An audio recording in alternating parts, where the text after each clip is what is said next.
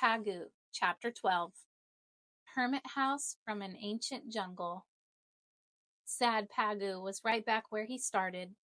He sulked in the snail tube, glaring at the world. True, this tube was the first home he had moved around all by himself. Even with a hallmate dragging his feet, it had been home. But after one glorious gallop in that horned shell, that had been living. Now the horned shell was gone, lost. No, it was stolen by that ungrateful guy he had lugged all over the place. Why, Pagoo could lick him, high tide or low, with one claw only. But not anymore. The fellow was safe in Pagoo's very own shell. Pagoo's spirits were low for another reason besides the loss of his new shell. He was about to molt again. He crawled from his old tunnel, began a big wrestling match with himself, and finally kicked off his clinging test. When his armor was off, he made a discovery he couldn't go home. Already he had expanded far beyond his former size. Pagoo was too large now to fit in the same old concrete tile. Soft and wrinkled all over, his new armor wouldn't harden for a while. He must lie low, out of sight.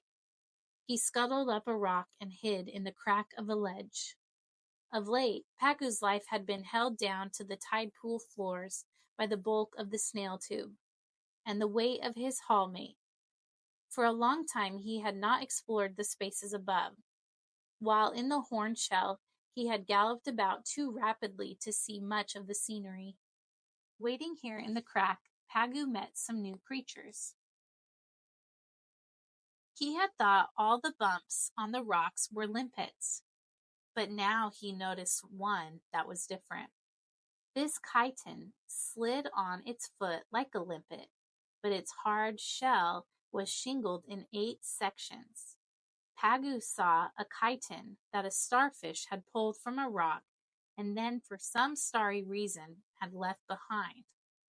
It lay cupped, a sea cradle, all pink inside.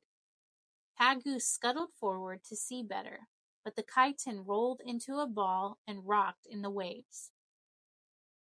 Several lazy sea cucumbers lolled around, looking like sunburned dill pickles left over from a picnic. These cucumbers even had lumps and bumps. Compared to little Pagoo, they were larger than elephants. As he watched, Pagoo saw one end of each cucumber unfold into a crown of filmy, branching tentacles for gathering food. Along bottom rows of lumps and bumps, tube feet popped out as the animals moved slowly away in the usual search for food. These spiny-skinned cucumbers were tube-footed cousins of stars, urchins, and dollars. After a moment or two of snoozing, Pagoo was startled by whip-like arms romping over him in a great hurry. 5 of these wiggly arms grew out of a little disc that looked like a fur-covered cookie. This small serpent star was still another cousin of the spiny-skinned star, urchin, cucumber, and dollar clan. Being a shy creature in bright sunlight, this little brittle, or serpent, star liked to come out only after dark. Today, some worm must have nudged this one out from under its protecting rock. If an enemy had caught it by one of its brittle, serpent-like arms, that arm would break off. The rest of it might escape, but for a long time, this brittle star would hide away while it waited for another arm to grow. Pagoo had seen these wiggly animals as dim shadows on nights when the tide was out. They would pull themselves up over the wet rocks, exploring with sensitive arms for bits of food. Pagoo glimpsed this lively fellow's mouth on the underside of the furry disc. He saw the rows of spines and tube feet along its squirming arms. Then it darted back to hide again, away from the bright sunlight. Pagoo came out from his crack to lunch on a tidbit which came drifting down. Like all the crab clan, Pagoo relished almost any kind of meat.